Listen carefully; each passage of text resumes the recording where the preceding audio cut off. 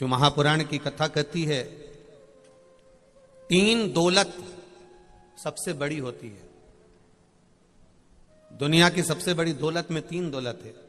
पहली है, तुम्हारे घर में धन बढ़े उससे मतलब नहीं होना चाहिए, तुम्हारा दिल बड़ा होना चाहिए। यह दुनिया की सबसे पहली दौलत है। घर में धन बढ़ा कि ना बढ़ा, घर में वैभव बढ़ा कि नहीं बढ़ा, घर में सत्ता बढ़ी कि नहीं बढ़ी, घर में दौलत बढ़ी कि नहीं बढ़ी, उससे मतलब होना ना चाहिए, पर तुम्हारा दिल बड़ा होना चाहिए। कोई आया, आतिथ्य भाव दिया, कोई आया एक लोटा पानी पिला दिया, कोई आया एक अन्न से कुछ भी नहीं लेकर आए खाने का तो गुड़ की डली लाकर दे दी, कुछ नहीं है खाने का, एक कटोरी में थोड़ा सा गुड़ लाया और उसको दे दिया। अर्थात उसको लगे कि इनका दिल कितना बड़ा है साहब, हमें पहचानता नहीं, जानता नहीं, एक दूसरे को जानने का कोई काम नहीं, उसके बाद भी मेरा मुंह झूठा करा दिया। ये दिल बड़ा होना चाहिए। 3 दौलत में सबसे प्रथम नंबर पर है तुम्हारा वैभव बढ़े कि ना बढ़े, तुम्हारा धन बढ़े कि ना बढ़े, तुम्हारी सत्ता बढ़े कि नहीं बढ़े, तुम्हारा दौलत बढ़े कि ना बढ़े, पर तुम्हारा दिल बड़ा होना चाहिए, निश्चितता होना चाहिए। दूसरे नंबर पर दूसरी दौलत है दुनिया की सबसे बड़ी, तुम्हारा दिमाग ठंडा होना चाहिए। ये दुनिया की 3 दौलत में से दूसरे नंबर की दौलत है कि तुम्हारा मस्तिष्क, तुम्हारा दिमाग, तुम्हारा हृदय, तुम्हारा चित्त, तुम्हारी वृत्ति ठंडी रहे। थोड़ी सी देर में क्रोध आ जाना, फिर उसमें गुस्सा आया, गर्म हुए कि उसका कोई आनंद ही नहीं पाए। यहां इतने सारे किसान बहन भाई बैठे हैं, इन सबको मालूम होगा देपालपुर की धारा पर कथा चल रही है, आस्था चैनल पर लोग कथा सुन रहे हैं, पूरा विश्व इस कथा को सुन रहा है। माता प्रसूति शिव महापुराण की कथा चल रही है। एक एक घर घर में टीवियों पर लोग कथा सुन रहे हैं, फेसबुक यूट्यूब मोबाइल पर कथा सुन रहे हैं। यहाँ जितने लोग किसान बहन भाई कथा सुन रहे हैं, जितने लोग कथा श्रवण करने बैठे हैं, उनके ज्ञात में, उनके ध्यान में एक बात जरूर होगी कि बीज, सोयाबीन हो, गेहूं हो, ज्वार हो, मक्का हो, तरबूजा, खरबूजा, करेला, जो बीज आप पृथ्वी में बो रहे हो, उस बीज को अगर कढ़ैया में डालकर आगी में अगर सेक लिया जाए, आगी में उसको तपा लिया जाए और तपाने के बाद आगी में सेकने के बाद उस बीज को बोया जाए तो उसमें अंकुर होएगा, उसमें पौधा लगेगा। बोलते जाओ जरा, जम के बोलो रे देपालपुर वालों, आवाज नहीं आ रही, जम के बोलो। नहीं लगेगा। उस बीज को तुमने सेक लिया, ज्वार को सेक, मक्का को सेक लिया, चने को सेक लिया, सोयाबीन को सेक लिया, गेहूं को तुमने कढ़ैया में डालकर सेक लिया, और सेकने के बाद उसको जब आंच पर चढ़ाया, गर्म हो गया, और गर्म होने के बाद उसको जमीन में बोया तो बीज अंकुरित होगा? नहीं होगा। वो बीज अंकुरित नहीं हो सकता। पर वही बीज बिना आंच पर चढ़ा हुआ, बिना गर्म किया हुआ, बिना तपा हुआ, बिना अग्नि के चढ़ा हुआ, वो बीज आप कहीं पर भी ले जाके पटक दो, अंकुरित होगा कि नहीं होगा? बोलो बोलो, जम के बोलो। हो जाएगा। गेहूं पटका, बोया, चना पटका, उगा, सोयाबीन पटका, उगा, ज्वार पटकी, उगा, मक्का पटकी, उगा। अगर उसको सेक लिया, उसको तपा लिया, उसको गर्म कर लिया, उसको बहुत गर्म कर लिया, वो सिक गया, मूंगफली का दाना सिक गया, चना सिक गया, तो वो अंकुरित नहीं हो सकता, उसमें पौधा नहीं लग सकता। उसी तरह जब तक वो सिकेगा नहीं, जब तक वो गर्म नहीं होगा, जब तक वो सिका नहीं पाएगा, तेज आंच में उसको नहीं ले जाया जाएगा, तो वो अंकुरित हो सकता है। शिव महापुराण की कथा यही कहती है कि जब मन ठंडा होगा, हृदय ठंडा होगा, बुद्धि ठंडी होगी, क्रोध में तपी ना होगी, तो इसमें भी परमात्मा प्रवेश कर जाएगा, और अगर ये तप गई तो फिर प्रवेश नहीं कर पाएगा, फिर यह अंकुरित नहीं हो सकता। अग्नि में तपने के बाद यह अंकुरित नहीं होगा। क्रोध में अगर चित्त लगा हुआ है, क्रोध में मन लगा हुआ है, क्रोध में वृत्ति लगी हुई है, क्रोध में अगर आप समाहित हैं और क्रोध आपके भीतर समाया हुआ है, क्रोध में आप तल्लीन हुए चले जा रहे हैं, क्रोध में बढ़ते चले जा रहे हैं। जरा सा किसी ने कहा, शब्द कहा, जरा से में क्रोध आ गया, फिर किसी ने कहा क्रोध आ गया, जरा सा किसी ने कहा क्रोध आ गया। जिसके भीतर क्रोध इतनी मात्रा में समाहित होता चले जाता है, फिर परमात्मा उसमें अंकुरित नहीं हो पाता, परमात्मा उसमें प्रवेश नहीं कर पाता, परमात्मा उसमें प्रकट नहीं हो पाता। इसमें सबसे मूल है बीज सिका हुआ नहीं होता तो कहीं पर भी अंकुरित हो सकता है, लग सकता है, पर वो सिक गया तो अंकुरित नहीं होगा। उसी तरह क्रोध आपके भीतर आ गया तो परमात्मा नहीं मिल पाता, और क्रोध अगर नहीं है तो भगवान को मिलने में देरी नहीं लगती, परमात्मा मिल जाता है एक क्षण में तुम्हारे सामने।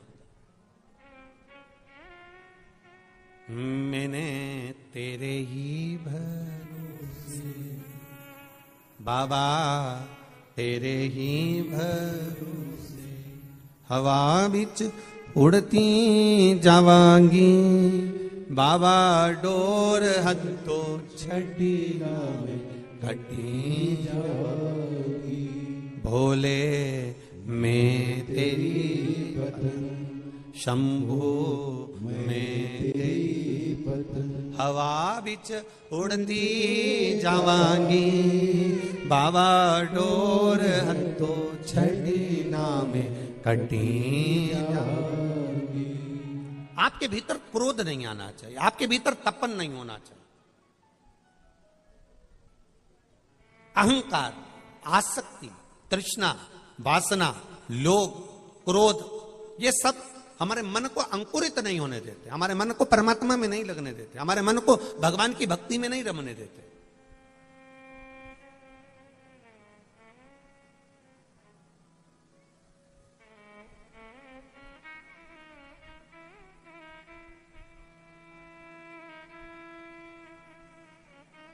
जब हमारे भीतर भगवान की अविरल भक्ति बढ़ती चली जाती है तो हृदय अपने आप शीतल होता चले जाता, हृदय अपने आप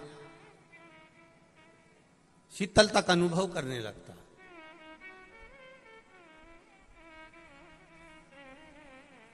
अब किसी का नाम रख दो शांति, और मालूम पड़े भीतर की शांति नहीं हो और दिन भर करे क्रांति, तो फिर वो शांति नाम रखने से मतलब क्या हो गया? भीतर की निर्मलता लेकर आइए, भीतर की शुद्धता लेकर आइए, और जब भीतर की शुद्धता आएगी भी निर्मलता आएगी। जैसे कई बार हम कथा में कहते हैं कि शिव जी को जल चढ़ाओ पर छल से मत चढ़ाओ।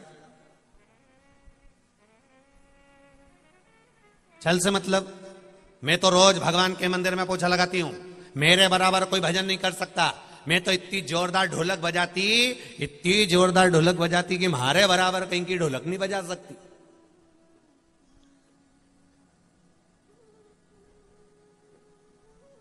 अरे उना दिना उस दिन गांव में खड़ी सत्ता हुई, कोई नहीं आया, मैं अकेली ऐसी ढोलक बजाई, ऐसा भजन गाया। अब भगवान भी मन में सोच रिया, जैसी तू खड़ी सत्ता में ढोलक बजाई वैसे ही अहंकार तेरे भीतर खड़ा हो गया, फिर काहे कि तूने खड़ी सत्ता में ढोलक बजाई। अरे हरतालिका तीज के दिन, बड़ी तीज के दिन गणगौर में कोई नहीं आया, मैंने सारी तैयारी कर दी, मैंने सब जमा दिया, बाकी की भाई बेरा उन तो बाद में आई, मैं तो पूरी तैयारी करके बैठ गई थी पूरी। हमारी बहुवन भी बाद में आई, ने छोरी भी बाद में आई, ने ये सब बाद में आया ना, मैंने सबसे पहले करा। अरे भगवान को धन्यवाद दो कि भगवान तुमसे मंदिर की सेवा करा रहा है, भगवान को धन्यवाद दो कि भगवान तुम्हारे हाथ से सेवा करा रहा है, भगवान तुम्हारे हाथ से पूजन करा रहा है, भगवान तुम्हारे हाथ से पूजन की तैयारी करवा रहा है। भाई बेरा बाद में आ जाए, माताएं बाद में आ जाए, बेटियां बाद में आए, बहुएं बाद में आए, पर भगवान ने तुम्हें इस लायक बनाकर रखा है कि तू इन हाथों से सेवा कर कर पूरा आनंद सुख प्राप्त कर ले। ये भगवान की कृपा। कभी मत क्यों कि मैंने अकेले ने ढोलक बजाई, मैंने अकेली दमदार हूं, मैं अकेली भजन कर लूं, मैं अकेला ही भजन कर लूं, ना ना।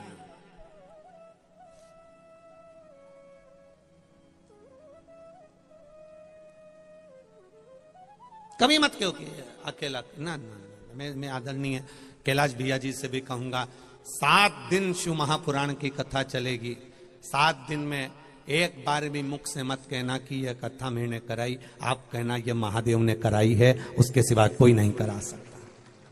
ये कथा महादेव ने कराई है, उसके सिवा कोई नहीं करा सकता।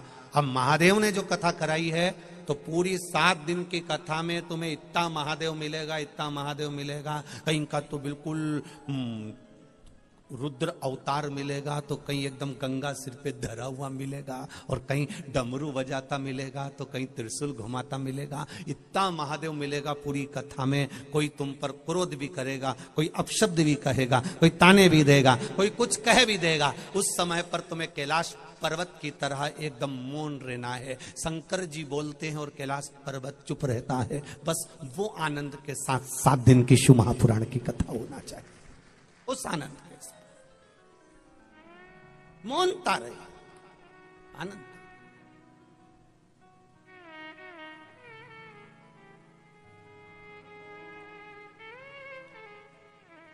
और ये हमारे चित्तवृत्ति का आनंद है, हमारे भीतर का आनंद है। एक मां कह दे कि मैं भगवान के मंदिर में झाड़ू लगाती हूं, मैं पोछा लगाती हूं, ना लगाया। ये तो भोलेनाथ जी की कृपा समझो, देवादिदेव महादेव की करुणा समझो कि वो आपको इस लायक बनाए हैं कि आप मंदिर में जाकर झाड़ू लगा पा रही हो। नहीं तो मालूम पड़े ये शरीर में कोई ऐसा रोग दे देता वो, और तुम पलंग पर पड़ी रहती, तो क्या मंदिर में जाकर झाड़ू लगा सकती थी? क्या मंदिर में जाकर पोछा लगा सकती थी? क्या मंदिर में जाकर सेवा कर सकती थी? वो तो उस शिव की कृपा है, उस देवादिदेव महादेव की करुणा है, वो तो उस भोलेनाथ की कुछ उदारता है, उस शंभू की कुछ कृपा है, जिसके बल पर आप सेवा कर रहे हो। 7 दिन की कथा में कोई पानी पिलाएगा, कोई रात्रि में आकर बिस्कुट बांट कर जाएगा, कोई आएगा पूरी सब्जी बांट कर चले जाएगा, कोई आएगा आपको चाय पिलाकर चले जाएगा। बैसाख के महीने में आकर कोई ठंडाई पिलाकर चले जाएगा, बैसाख के महीने में आकर कोई मुंह झूठा करा कर चले जाएगा। इन्होंने जिंदगी में कितना भी कमाया हो, कितनी भी फसल ली हो, कितनी भी दुकान चलाई हो, कितनी भी जमीन खूब व्यापार करा हो, पर एक गिलास पानी शंकर की कथा में आए हुए शिव भक्त को अगर किसी ने पिलाया है तो उसके पूर्वजों को तर्पण की जरूरत नहीं पड़ती, उसके पूर्वज यूं ही तर जाते हैं। कोई साधारण है शिव पुराण।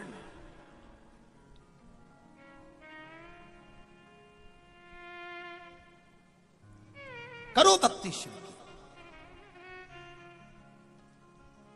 खाली ना जाता कोई, बोलो बोलो, तुम लोगों को तो अब याद हो जाना चाहिए। खाली ना जाता कोई, दीनानाथ तू चुप हो जा। जीजियों तुम गाओ रही हो, जीजाओं तुम भी गुनगुनाओ, बड़े प्रेम से बोलो। खाली ना जाता कोई,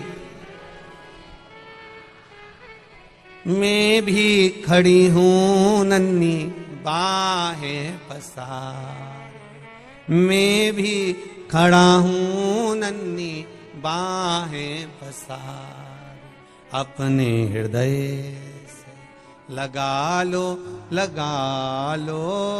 गिरा जा रहा हूं, उठा लो।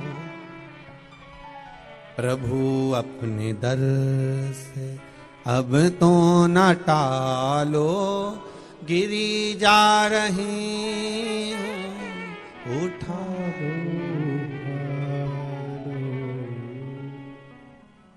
पर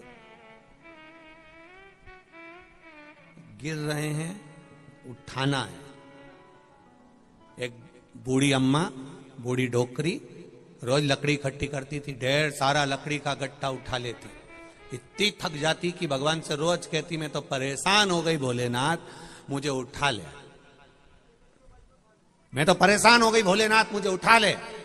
एक दिन पार्वती जी ने भोलेनाथ जी से कही, रोज कहती डोकरी, रोज के बूढ़ी अम्मा उठा लो उठा लो उठा लो, जाते क्यों नहीं उठाने? शंकर भगवान बोले अगर आज बोलेगी तो मैं उठाने चले जाऊं।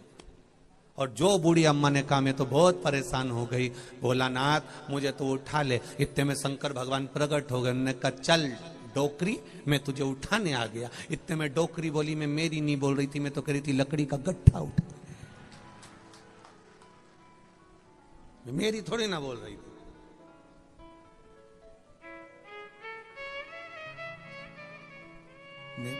मैं तो लकड़ी के गट्ठे के लिए गया।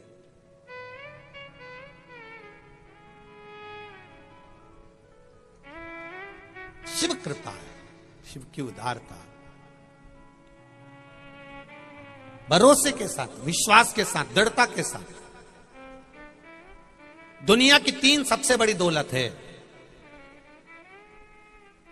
उन तीन सबसे बड़ी दौलत में पहले नंबर की दौलत कौन सी है? अभी कथा में बताया कौन सी है? दिल को बड़ा रख। दुनिया की दूसरे नंबर की दौलत है अपने मन, बुद्धि, चित्त को जम के बोलो जरा, ठंडा रख। ये दुनिया की सबसे बड़ी दौलत है। जरा सा क्रोध आता है, मन ठंडा नहीं रहता, बुद्धि ठंडी नहीं रहती। जरा सा क्रोध आया और सब करे धरे पर पानी फेर दिया। इतनी सी देर का क्रोध, बहुत क्षण मात्र। कितनी देर का गुस्सा? जरा सी देर। बस लड़ाई हुई, झगड़ा हुआ, गुस्सा आया, अंदर गया, चक्कू उठा कर ले आया, तलवार उठा के ले आया, बंदूक उठा के ले आया, और 1 मिनट का गुस्सा था, डंडा उठा के लाया, पत्थर उठा के लाया और जो दिया सिर में। सामने वाला तो धराशायी हो गया, गिर गया, मर गया, पड़ गया। पर 1 मिनट के क्रोध ने बस वो चक्कू उसको लगा, डंडा उसको लगा, पत्थर उसको लगा, जरा सी उसको चोट लगी और अदालत में बात गई, थाने में रिपोर्ट गई। 4-5